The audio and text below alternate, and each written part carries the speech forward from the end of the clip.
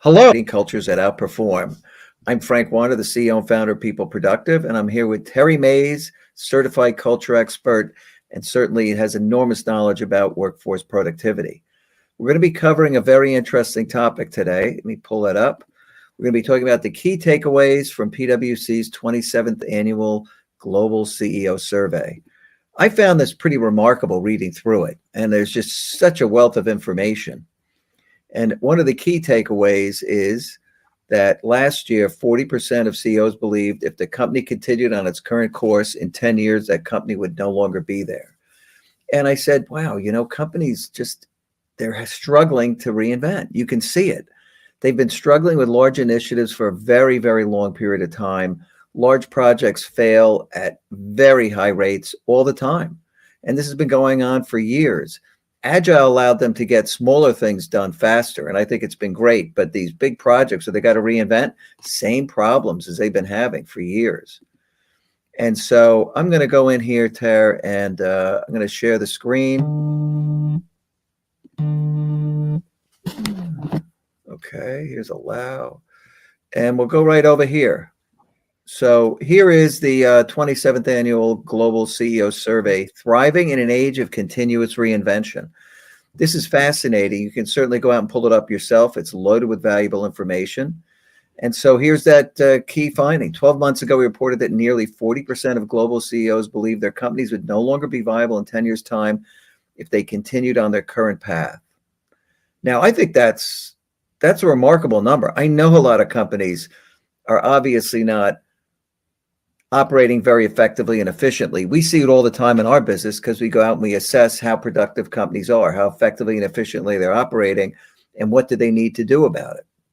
Yeah. And the recurring theme is, on average, what we find is people are 110% busy, but about 60% productive. And this recurs over and over again across companies. Sometimes it's 50, sometimes it's 70. But the levels of productivity are really, really poor in these companies. I'll tell you. Yeah, it's very poor. And I think a lot of that low productivity comes from employee engagement. That's been another hot topic that's been right on the forefront of people's minds. But if your employees are not engaged, they're not going to be productive.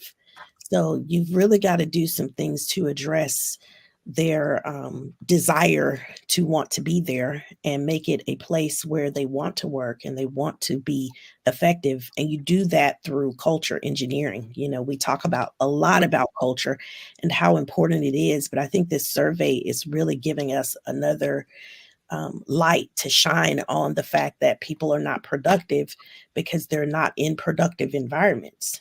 On the in order to have people be more productive, their culture has to be a productive culture.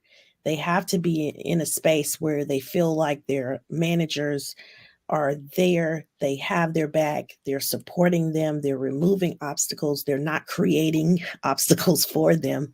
Perfect They feel point. like their managers are really there to support and help them throughout their day, instead of having this negative view of being micromanaged or feeling like the manager is just trying to climb the ladder so they'll do whatever it takes. You've really got to have some strong leadership in order to have a productive environment, because a strong leader knows how to recognize when there are things that are creeping in that kill productivity. And when you see it, you've got to address it immediately. Otherwise, it'll just grow and fester. And then now your productivity just kind of takes a big hit because of it. Yeah. And what we find is that the big gap is that leaders coming out of basically this industrial era management paradigm that American industry grew up under, people were parts. They were just interchangeable parts. And these human factors of productivity actually didn't exist. People sat on an assembly line. The machines mattered. The people really didn't. The objective was to make sure they were there at their station, producing a certain amount of, output in whatever time frame, doing that task they were assigned. But now it's the human factors of productivity. And, I saw this doing IT turnarounds, large turnarounds, wrote a book on it.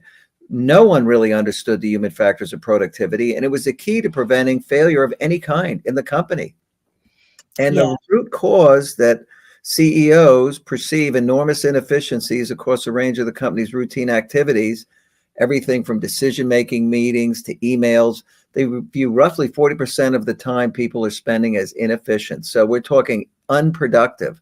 This article captures just a very small slice of what's really driving unproductive activity. So we're going to talk about this today in the first episode on this report.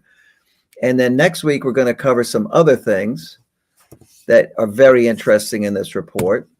And so turn barriers into opportunities. I think that sums us up.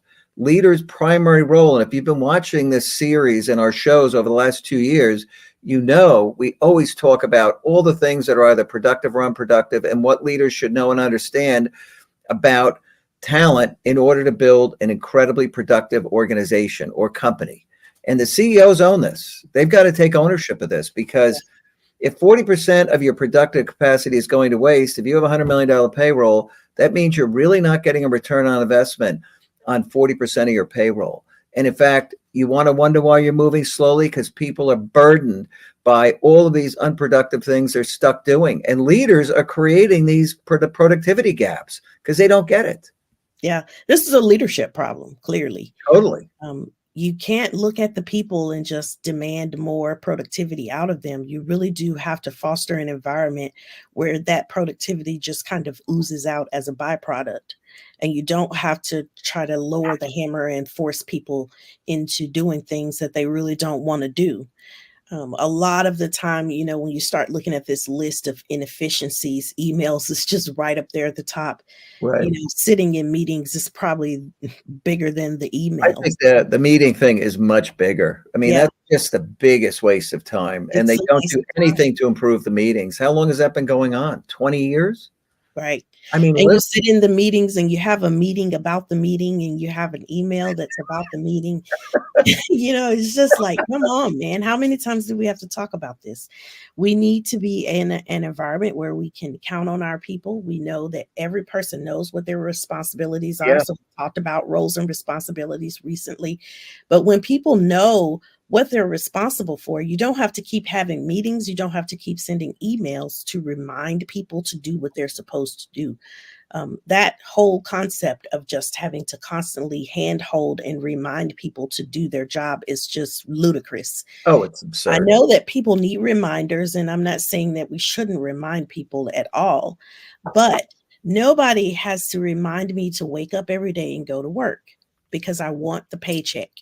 So once I get there, I have to stop calling you in the morning. Then you don't need it anymore. It's okay. Right. I mean, I set an alarm on my phone if I need it, but I do what I need to do as a productive adult in order to get the paycheck. And so all of these things that we do in leadership to kind of handhold and baby people, it's really inefficient, and it creates more inefficiencies through just the entire process. So when you start looking at some of these other things, even in our performance reviews, there's so many inefficiencies there. So much time is wasted in systems that don't fully capture what needs to be captured. And the entire process just becomes a joke. And so people know that it really doesn't matter, and they don't want to do it. And so they avoid it like the plague. All of those things, it just sucks the life out of you. In turn, it's going to make you less productive. But I will tell you, from our work, these are by no means the primary things that are driving inefficiency. Certainly, ineffective meetings, I would say, is right up at the top. We just did 4 episodes on organizational design. We looked at what are the most optimal organizational design models to drive productivity. How do you really define roles and responsibilities? How do you define an interaction model with your business partner that's part of the design? None of this happens.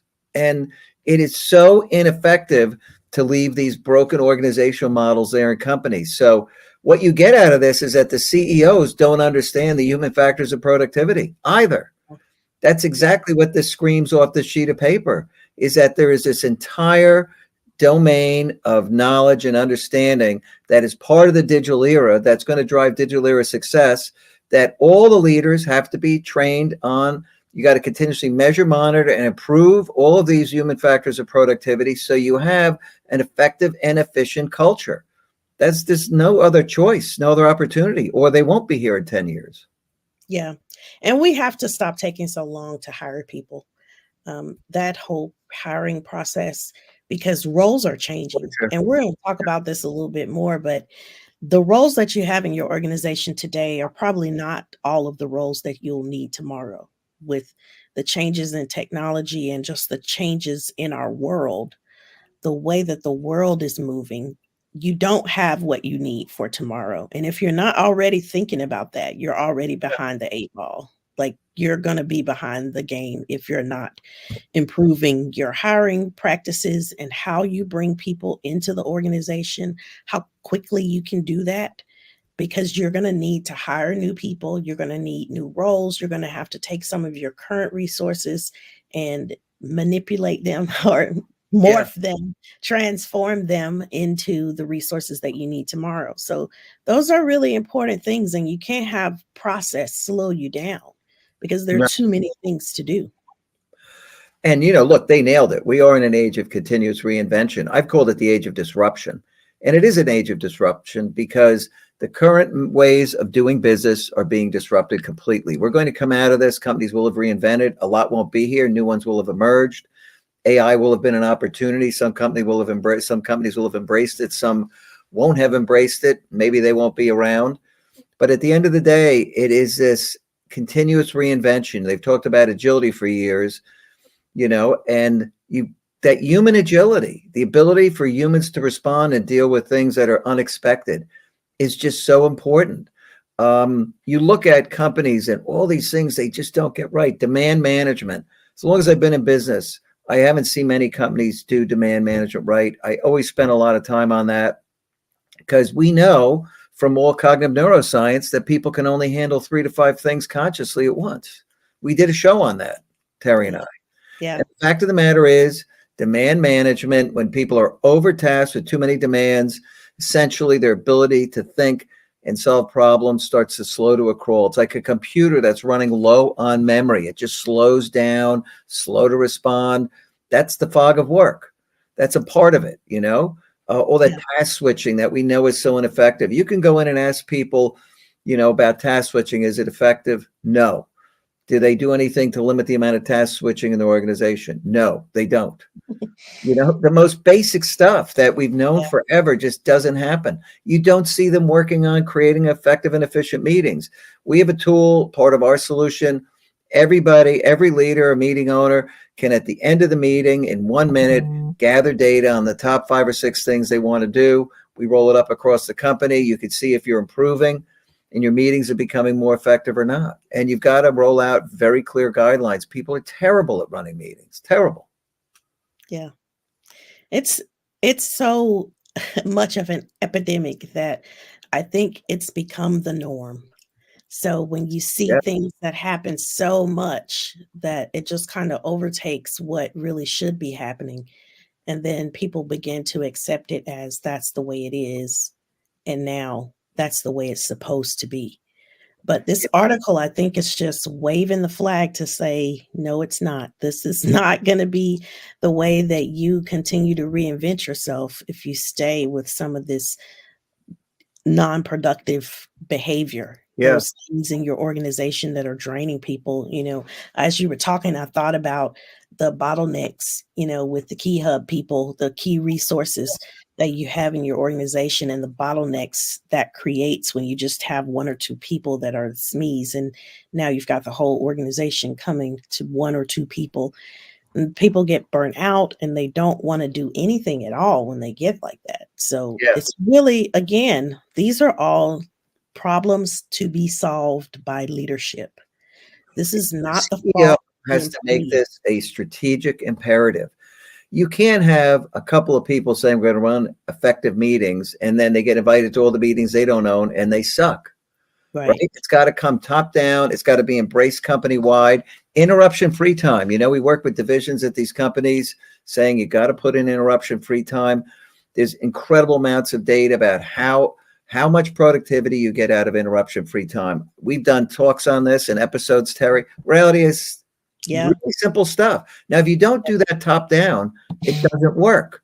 because it's like you can have clean water in your shop, but all these sewer pipes are open, running garbage, dirty water into where you're working. It has to be a top-down initiative, Yeah. and you've gotta get down to the working level so that everywhere in between, you have people that are on the same page, people that believe that they understand the vision, they understand the direction and where we're going with this, and they're not just focused on what they think or how things have always been. People have to really be thinking about transformation in this time because there's so much that's happening and we don't have a whole lot of time to waste. So if your organization is not already thinking about how you can transform and become more productive, you're just going to get even less productivity out of your people. Well, yeah, and it's going to happen because this backlog is going to get bigger and bigger and bigger. Yeah, Companies haven't really grown institutional knowledge because they don't understand the productive power of institutional knowledge. What did so many of these companies do? They said, let's take all these people who really know what's going on and trade them in for people who make a few bucks an hour, and yeah, outwent all the institutional knowledge because they had no clue who are the assets and who are the expenses. They just got rid of everybody. And yeah. so now they can't get anything done. I'm just Yeah, always they made it a money decision versus a productivity thinking about decision. it from productivity standpoint and then capabilities. Yeah. So you have some folks that, yeah, maybe they're earning a lot more, but what's their capability? Can you take this person and reallocate them into a new role very quickly, very Yeah. easily? Because they do have the institutional knowledge and they can learn things quickly. And it's not just about getting the cheapest resource in the door. We have to No, get past that thinking because it really is not going to increase your productivity at all. It's a no. morale killer. You need high aptitude people working in small teams where they collaborate very effectively. And those are the most productive organizations. High aptitude, deep institutional knowledge, lots of strong relationships, great culture. So they're able to really Yeah, speak up and act with candor. People who are responsible. When people are responsible, you don't have to check up on them. You right, give them tasks every 5 days that they have to get done, they get them done. right. And You so don't have to hold their hand every step of the way and baby them along the way. no, get responsible, high aptitude people with deep institutional knowledge, build a great culture, let them work together. So look, it's time to attack this. Companies have been struggling getting stuff done forever. They've made a lot of bad decisions because ultimately they don't understand how to drive productivity. They don't know the human factors of productivity. That's it. This is a subject area. They've got to learn it. They got to understand it. They've got to come in, measure it, continuously monitor it, continuously improve it, and start to take back some of that 40% of payroll that's going to waste. You got Yes, to get that down to 20%. You take that 20% dividend and build a productive culture, you're going to fly versus where you are. You're not going out of business. The people who are losing 40% of the payroll are going out of business. Don't be the loser. That's what this right. is all about. Don't be the loser. Don't I be love the loser. So next week, we're going to go through other pieces of that PWC article. It's fascinating. Today, we focused on really that 40% that is going on being used unproductively, because that's the root cause of why they're not going to be here in 10 years, quite honestly. Yeah. So anyway, next week, we'll see you for part 2. We're here every Wednesday at 3:00, and we hope to see you here. Yes. And like and subscribe. We want to hear from you. So make sure you're posting some chat messages for us. Yeah, yeah. And you can follow us on YouTube, full history of 2 years of shows, incredible amount of information there. But we'll see you next